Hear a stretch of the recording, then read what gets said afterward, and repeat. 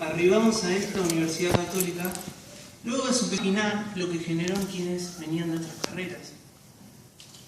Y por supuesto, lejos estaban de una vocación filosófica. Nuestro grupo fue más bien numeroso. Pocos fueron los que se sumaron y menos que tomaron otro camino.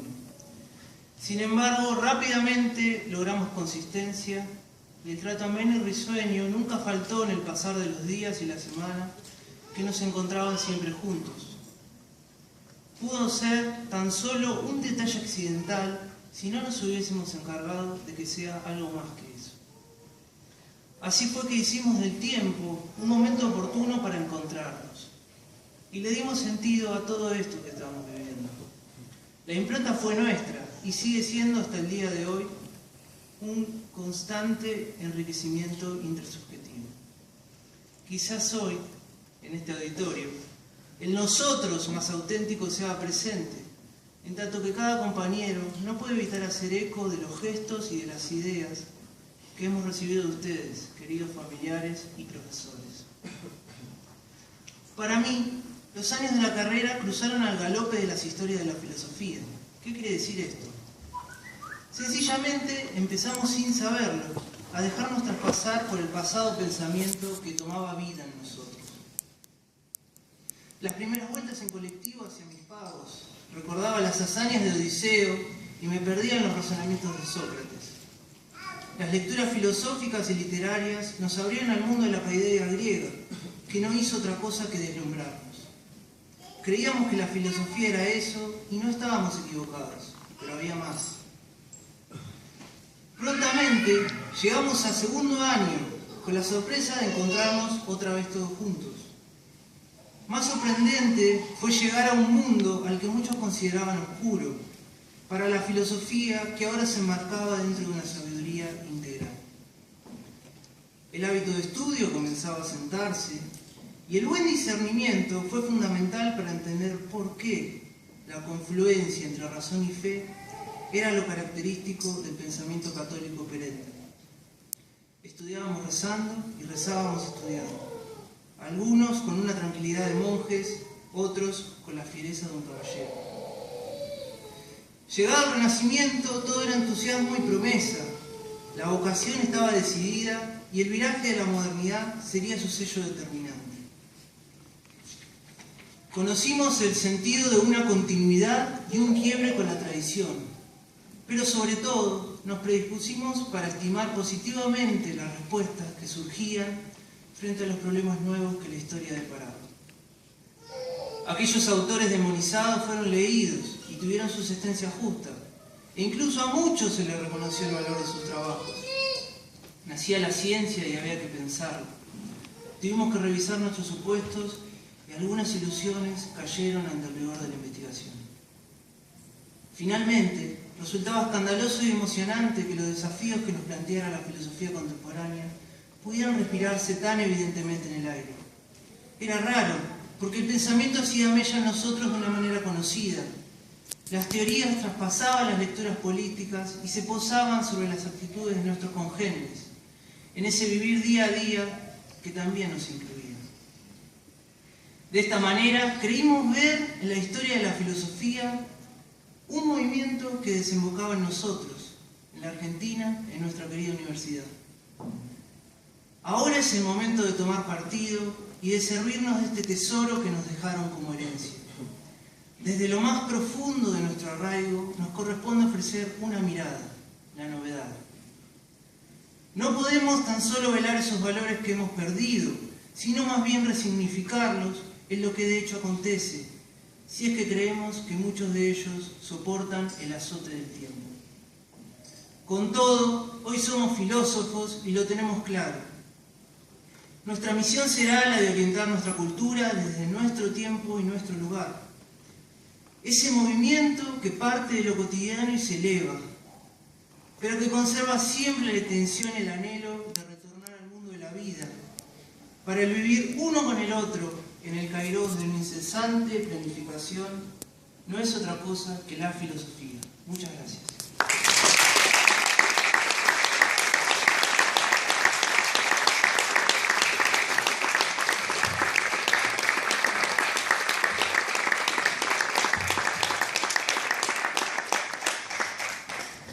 Hola, hola. ¿Se escucha? Vamos a seguir con el acto. Estimadas autoridades, profesores, compañeros y familias. Había corridas, gritos. No,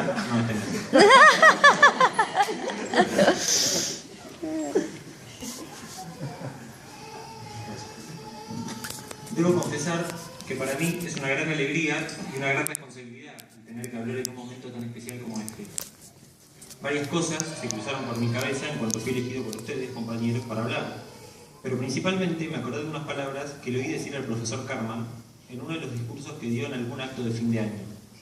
Que es realmente una muy buena oportunidad poder hablar en una ocasión importante, porque siempre en los momentos más importantes de la vida, el que habla es un sacerdote. Cuando te bautizan, habla un sacerdote. Cuando te casás, habla un sacerdote. Incluso cuando te morís, habla un sacerdote. Por lo cual pensé que no tenía que dejar pasar esta situación, este momento. Pero por otro lado, debo admitir que cuando me enteré que fui elegido para hablar, lo primero que pensé fue, ¡ay, Dios mío! ¿Y ahora qué digo?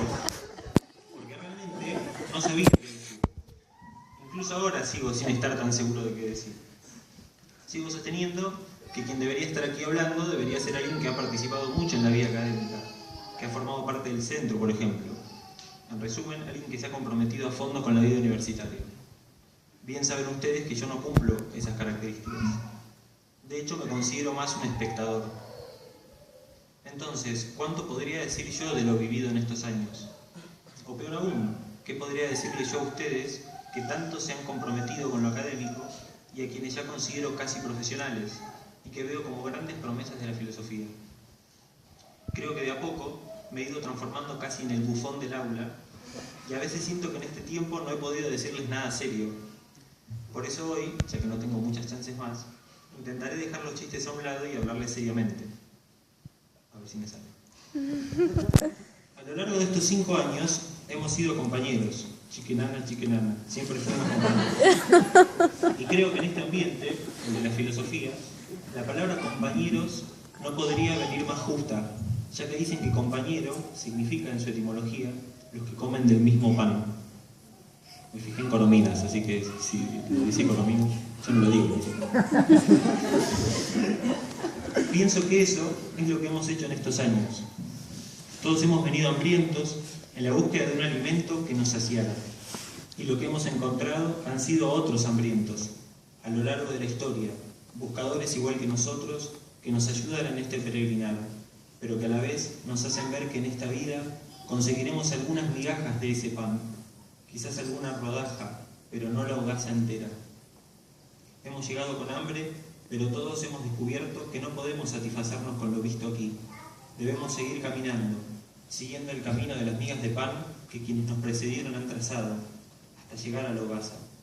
Más o menos así como el cuento de Hansel y Gretel, donde la bruja armaba el camino de golosinas hasta la gran casa de chocolate, donde podían comer hasta saciarse. Pero a nosotros se nos ha revelado que no hay ninguna bruja, y que allí no correremos ningún peligro. Allí podremos saciarnos de verdad y saciarnos de verdad. No perdamos el hambre, o mejor dicho, no tapemos el hambre, yendo contra lo que somos. De más está decirles que hay que seguir buscando, pero cuidado, filosofar no es solo preguntar, no es solo buscar, hay respuestas. Buscamos respuestas. Las respuestas sí importan. No nos quedemos en la búsqueda. Hay algunos que buscan, pero su búsqueda es vacía.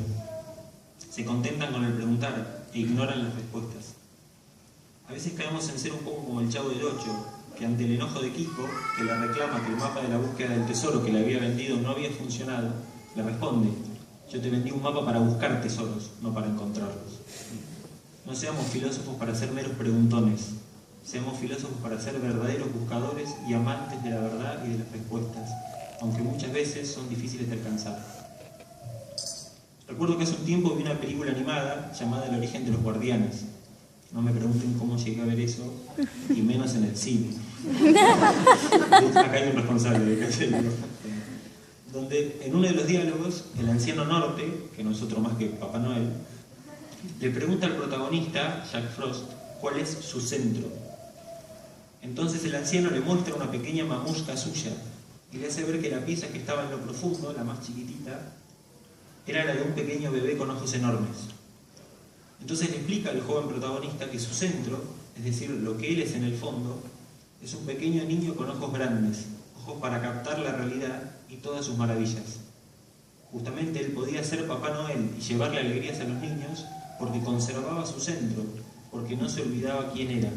Era un niño con enormes ojos y así podía ver el mundo y lo que había en él. Si no os hacéis como niños, ojalá nunca perdamos la capacidad de asombrarnos, ya que el asombro es, como decía Piper, el principio del filosofar, no solo en cuanto initium, comienzo, sino también en cuanto principium, origen permanente, interiormente constante del filosofar. Sí, nos invito a que seamos niños, niños que se asombran. Pablo Raúl Truyenque, un gran escritor argentino, decía: mientras el hombre se asombre, llore y ría, será la fantasía que Dios creó. Tengamos cuidado, no nos olvidemos de dos cosas, de la vida y de la muerte. Una filosofía que nos aleje de la vida no es filosofía, y una filosofía que no considere la muerte tampoco. Si bien es cierto que al filosofar uno sale de lo cotidiano, es importante volver. Mauro recién hablaba del retorno al mundo de la vida. No nos olvidemos de eso. Hace poco veía en la calle una publicidad que decía: lo más valioso de la vida está fuera de un banco. La publicidad era de un banco. Y creo que con la filosofía pasa lo mismo. Lo más valioso está en lo real, en el caminar cotidiano. Solo que hay que aprender a verlo, con esos ojos de niño de los que hablaba recién. Hay más cosas en el cielo y en la tierra, Horacio, que con el que sueña tu filosofía, dice Shakespeare en boca de Hamlet. Tengamos cuidado. Hay que practicar esto sin descuidar aquello, diría Jesús. Tampoco nos olvidemos de la muerte. Pablo VI, en su meditación sobre la muerte, escrita muy poquito tiempo antes de partir, llamaba a la muerte maestra de la filosofía de la vida. En una cultura que huye de la muerte, no caigamos en lo mismo. Tengámosla presente siempre, que sea nuestra hermana muerte, como diría San Francisco. Quisiera agradecer a todas aquellas personas que han estado con nosotros en este caminar, a nuestras familias que nos han apoyado y acompañado, aun cuando hayamos decidido estudiar filosofía. A nuestros profesores, puedo decir que he conocido grandes maestros con todo lo que esa palabra implica. El hecho de que muchos compañeros ya hayan comenzado un camino en el filosofar bajo la guía de docentes de esta casa habla por sí solo. Gracias, profesores, por ayudarnos en el camino y dejarnos caminar un poquito por los suyos, por abrirnos muchas veces sus corazones y por abrirnos la cabeza. No es mucho más lo que tengo para decir. Les agradezco a ustedes, compañeros, por lo vivido en estos 5 años. A algunos los he llegado a conocer en profundidad, otros continúan siendo un misterio para mí. De todos me llevo algo, algún apunte, alguna fotocopia, Hablando en serio, estoy muy contento del lindo lazo que se fue armando con los años. Cada uno me ha aportado mucho y me ha hecho crecer. Se los agradezco mucho. Espero haberles aportado algo más que alguna que otra risa, aunque si les aporté eso ya es bastante. Los invito a elevar hoy y siempre un gracias a Dios por el don de la filosofía y por el don de haber comenzado nuestro camino aquí, juntos, en compañía de grandes maestros, de grandes personas comprometidas con la verdad. Me despido, no los molesto más. En resumen, esto es lo que tengo para decirles. Busquen, busquen y busquen, pero abrácense a las respuestas, no las menosprecien. Sean como niños, sorpréndanse, asómbrense. Vivan lo real, buceen en las profundidades de la vida, esta vida que es un misterio y que creo tenemos el privilegio de poder adentrarnos en ella. Sí, la filosofía es un don. Vivamos el don de la vida desde el don de la filosofía y a su vez seamos donadores. La filosofía, al igual que la vida, no está para quedárnosla, es para darla. Los dejo con unas palabras del beato Pablo VI, una parte de su meditación ante la muerte que mencioné más arriba. Decía Pablo VI: ¿por qué no he estudiado bastante, explorado, admirado la morada en la que se desarrolla la vida? Qué distracción imperdonable, qué superficialidad reprobable. Sin embargo, al menos in extremis, se debe reconocer que ese mundo que fue hecho por medio de él es estupendo. Te saludo y te celebro en el último instante, sí, con inmensa admiración, y como decía, con gratitud. Todo es don. Detrás de la vida, detrás de la naturaleza, del universo, está la sabiduría. Y después, lo diré en esta despedida luminosa, tú nos lo has revelado, Cristo Señor, está el amor. Que Dios, que nosotros, que la verdad, la belleza y el bien los bendiga y los acompañe siempre. Muchas gracias.